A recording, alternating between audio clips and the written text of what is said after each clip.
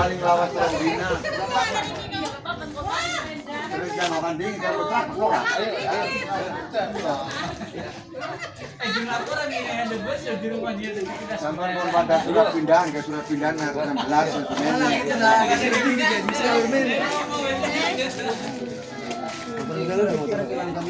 Lagan apa sekarang ujung hutang bisa nih.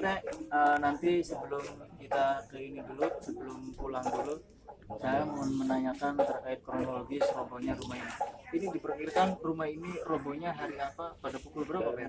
Hari Rebo Hari Rabu pukul 4 sore. 4 sore.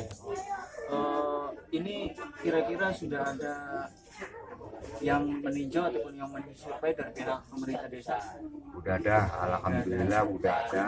Sekarang mau peralatan buat rehab, buat itu ngurusin material apa juga kan Udah ada donasi? datang itu udah semua. Udah ada donasi dari Pak Uwu sama Ibu Dewan. Pak Haji Tarkani dan juga Ibu Dewan Haja Kursia. Iya. Untuk sementara dari beliau barangkali ada lagi donasi dari mana? Nggak ada, cuman itu aja dari Pak Uwu sama Ibu Dewan aja.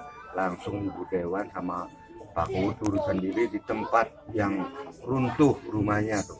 Jadi Ibu Sarmini ini. Iya, Itu dalam bentuk tunai apa fisik, material?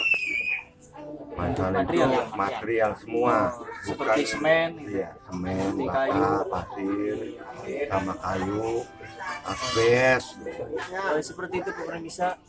Sementara ini alhamdulillah pemerintah Desa Kebulen dan juga Ibu Dewan dari Bapak Haji Utar kami Ajit SH dan juga Ibu Dewan Haji Kursia sudah mendonasikan berupa fisik ataupun bentuk material yang dibutuhkan untuk keberlangsungan pembangunan rumah dari Ibu Sarmini. Mungkin hanya itu saja. Terima kasih untuk Pak RT Sitaji. Terima kasih atas perbincangan-perbincangannya dan juga jangan lupa subscribe Pemdes Kebulen ataupun Kebulen Indah channel dan juga like. Oke. Assalamualaikum warahmatullahi wabarakatuh.